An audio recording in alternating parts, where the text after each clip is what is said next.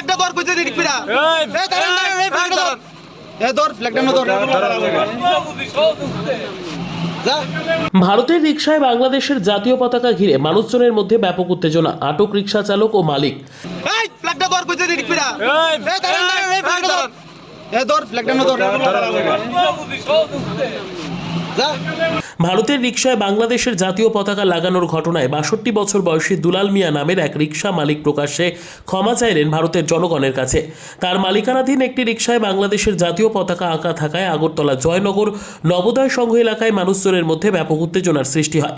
জানা যায়, ওই রিকশাটি ভাড়া নিয়ে এক ব্যক্তি যখন আগরতলা জয়নগর নবোদয় সংঘ এলাকার সামনে দিয়ে যাচ্ছিলেন, তখন স্থানীয় কিছু যুবকের নজরে আসে রিকশায় আঁকা রয়েছে বাংলাদেশের জাতীয় পতাকা।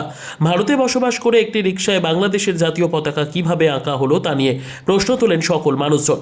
রিকশা চালক জানান, রিকশাটি ওনার মালিক দুলাল মিয়ার এবং তিনি রিকশাটি ভাড়ায় চালায়। রিকশাটি নিয়ে রাস্তায় বের হলে তিনি বিভিন্ন জায়গা থেকেই বাধার সম্মুখীন হচ্ছেন বাংলাদেশের এই পতাকা নিয়ে।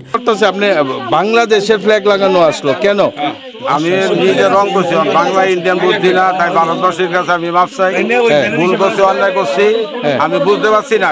মানে বাংলার ফ্ল্যাগ আর ভারতের ফ্ল্যাগ তো ডিফারেন্স, কারণ আমরা ইন্ডিয়ার যে ফ্ল্যাগ এটার লোকে তো বাংলাদেশের ফ্ল্যাগ করতে, আমি এটা নিজে রং করছি। আপনার কি নাম? কি নাম আপনার? আমার নাম দুলাল মিয়া, ডাকনাম মল্লি মিয়া। মানে নিয়া আপনি কেন ঘুরতেছেন বা কেমনে ঘুরান? না, রিক্সার পিছনে আসছিল বাংলাদেশ, তো আমি একবারে অন্যায় স্বীকার করছি যে আমি বুঝতে পারছি না, ভারতবর্ষের কাছে আমি মাপ চাই।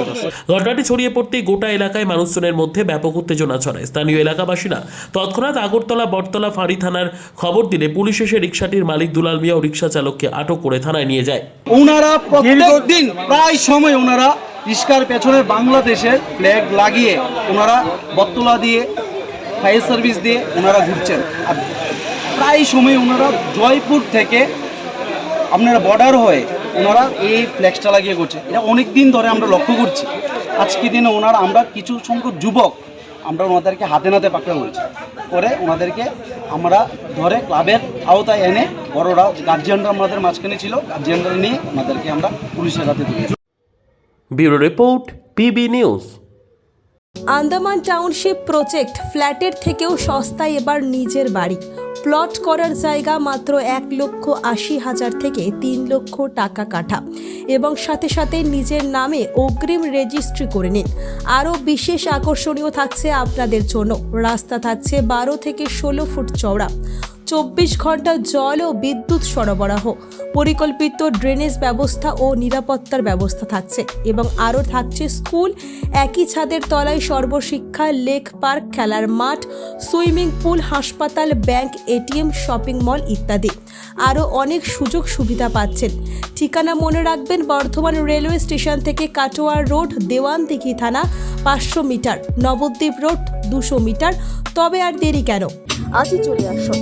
যোগাযোগ নম্বর 8918277795, এছাড়াও 7547903108।